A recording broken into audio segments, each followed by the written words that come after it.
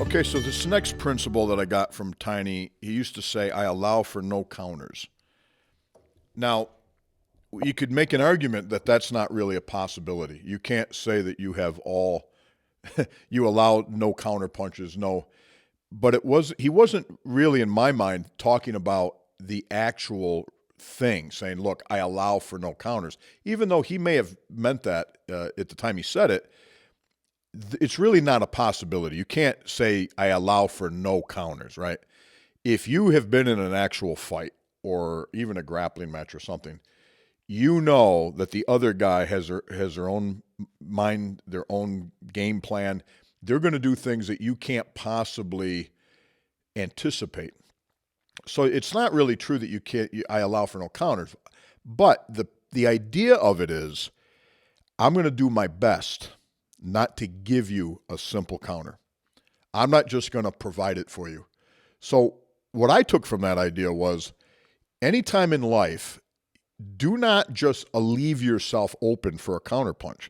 And I'm not talking just a physical counterpunch, right? How many times has something gone south and later the person says, well, I knew better. I gave them an opportunity to take advantage of me, and they did. Well, Tiny's whole thing was don't ever do that. Don't give that person that chance. Now, if it happens, okay, it happens and you live with it. But the idea of I allow for no counters is I'm making my best effort on my side to do the best I can so that I'm not allowing somebody to take advantage of me in some way or get a counter punch off on me in some way. There's a lot of value in that, man, because then you're coming from a position of empowerment.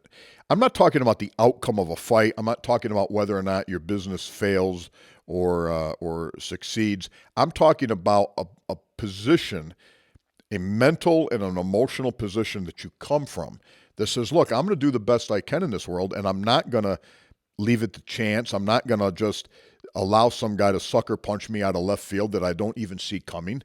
And then what happens when that occurs? Then you turn around and blame everyone and everything under the sun other than yourself. So I think that's what Tiny was really saying to me. At least that was my understanding of it, was don't allow counters. Don't allow life to get one in on you. You can do everything in your power, and then regardless of what happens, you've come correct. You're correct in your understanding of your life. You're correct in the way you're functioning and working through your problems. So when I would hear him say, I allow for no counters, it was saying, I'm in charge of my life, not you. And even if you beat me, you still really haven't beat me. Does that make sense? It's an attitude. And the more you adopt that type of an attitude, the less of a victim you're going to be.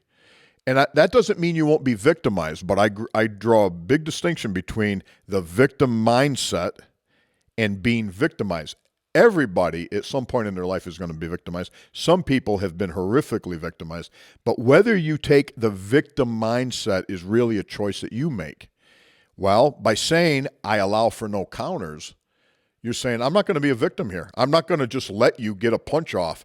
I'm going to do my very best so I don't allow that to occur. If it does occur, guess what? I'll switch. I'll switch my energy. I'll switch my angle.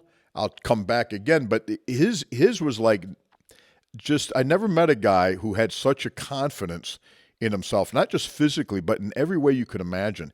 He really had this pure energy about himself. And think about that for yourself. Think about how that applies in your own life.